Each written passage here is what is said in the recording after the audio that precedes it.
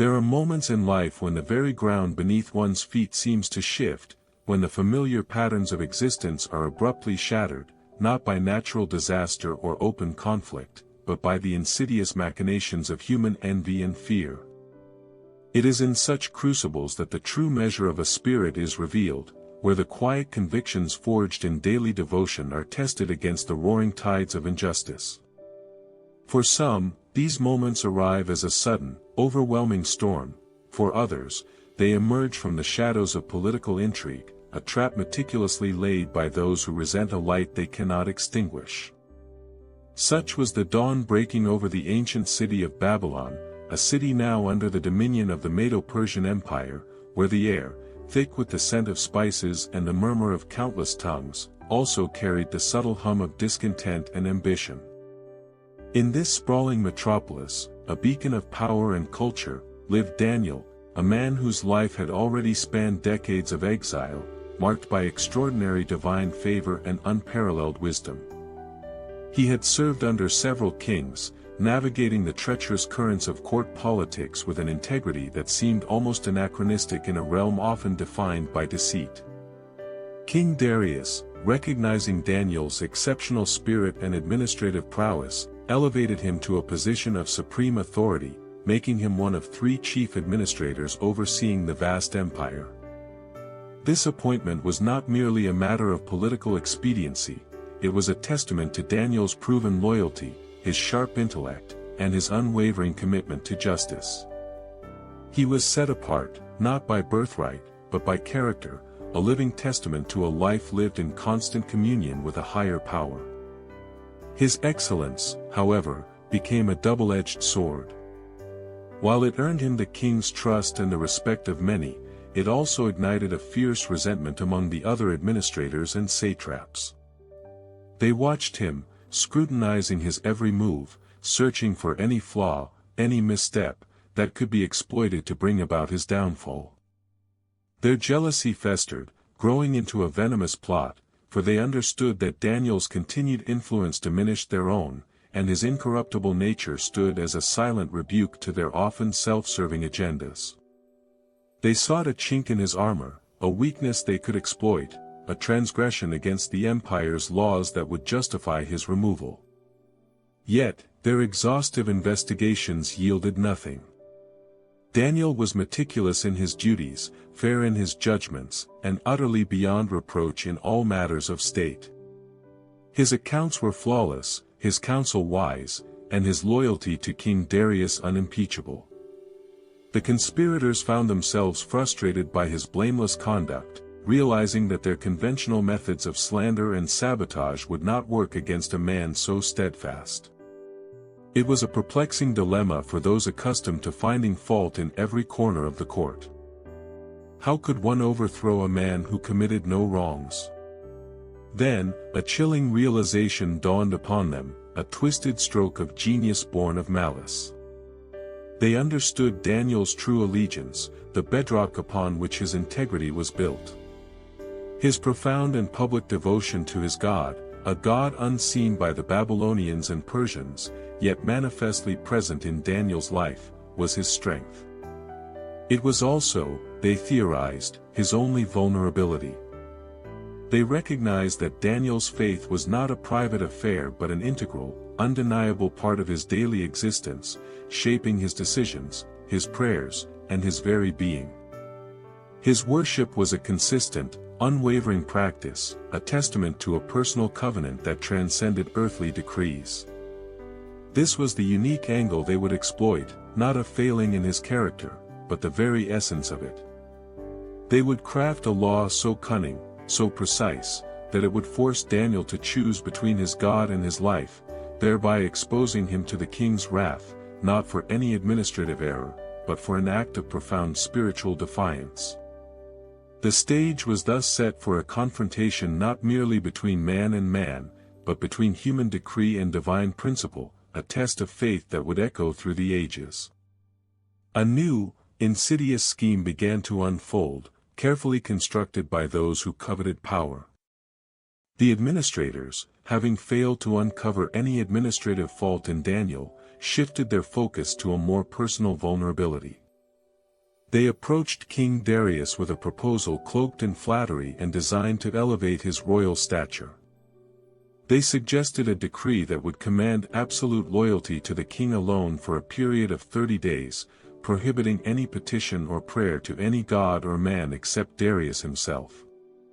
This seemingly innocuous, albeit audacious, proposition was presented as a means to solidify the king's authority, to unite the disparate peoples of the vast empire under a single, unchallenged sovereign will. It was argued that such a proclamation would instill a profound reverence for the monarch, ensuring stability and an unparalleled sense of dominion across all provinces. King Darius, perhaps swayed by the grandeur of the idea and the zealous assurances of his high-ranking officials, perceived no immediate threat within the proposed legislation. He saw it as a testament to his own greatness, a measure that would reinforce his supreme position in the eyes of his subjects. Unaware of the venomous intent behind the polished words, and perhaps blinded by the allure of such absolute veneration, he affixed his royal seal to the document. This act transformed the proposal into an unalterable law of the Medes and Persians, a decree that, once ratified, could not be rescinded, even by the king himself. The trap was now set, its jaws poised to snap shut around its intended victim. Word of the new edict spread swiftly throughout Babylon, a ripple of unease moving through the diverse populace. For Daniel, the news brought a stark clarity to the machinations he had long sensed brewing in the court. He understood, with chilling precision, the ultimate target of this seemingly universal decree. It was a direct challenge to the very core of his being, a demand for him to sever the lifeline of his faith, to silence the voice of his devotion for an entire month. The implications were profound, forcing him to confront a pivotal choice: obedience to an earthly king's temporary law, or unwavering allegiance to the eternal King of the universe. One might imagine a moment of profound introspection, a silent reckoning where the weight of the decree pressed heavily upon his spirit. The path of least resistance would have been simple: a month of concealed prayer, a temporary bending of his accustomed practices, unseen by human eyes.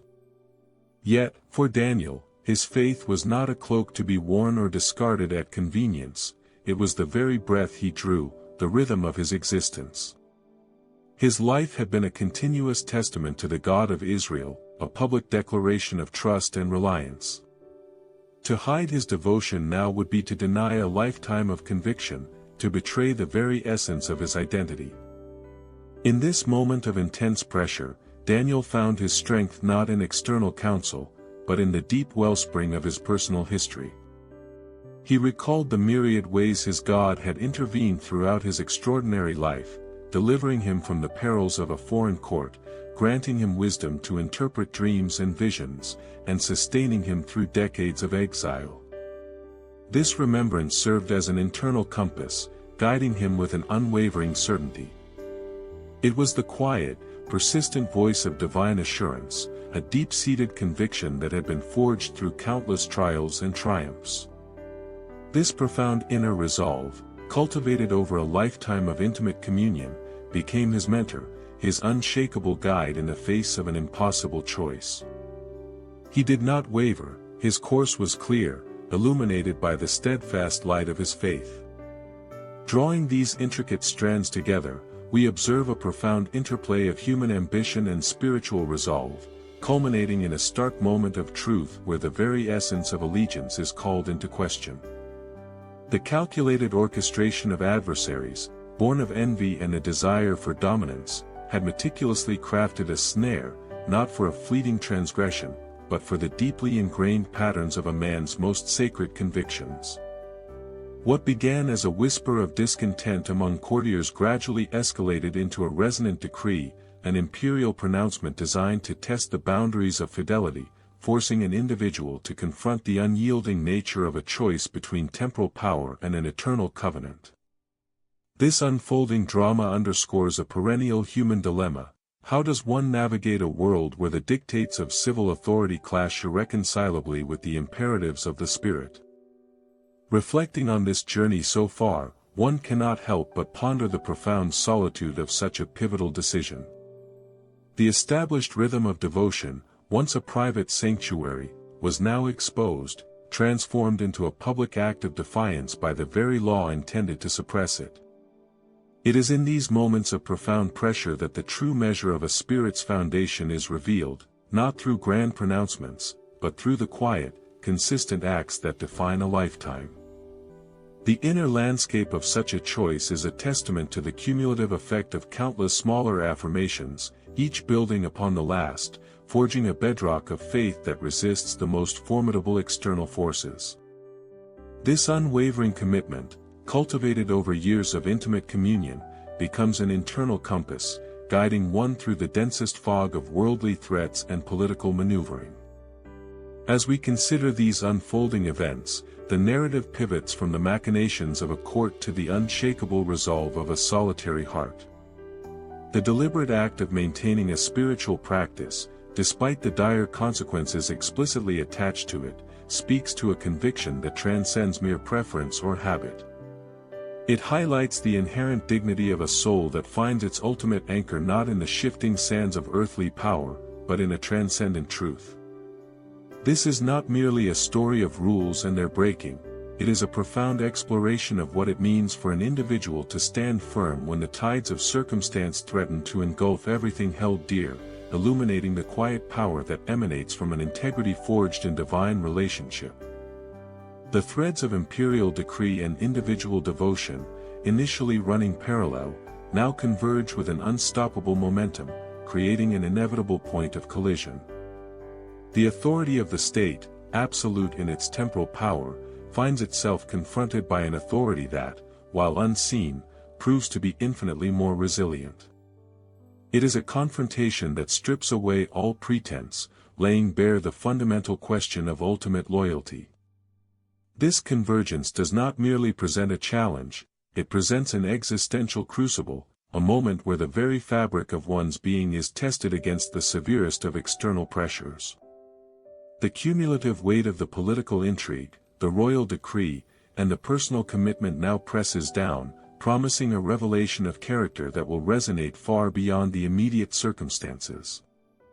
As we pivot towards the final reflection, the implications of this unyielding stance become increasingly clear, guiding us toward a deeper understanding of the enduring power found in an unwavering spirit.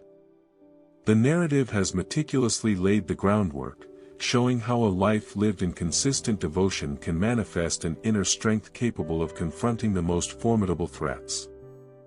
This journey through calculated adversity and steadfast faith has prepared us to witness the profound consequences of a conviction that refuses to bend, creating an anticipation for the ultimate unfolding of divine providence in the face of human decree.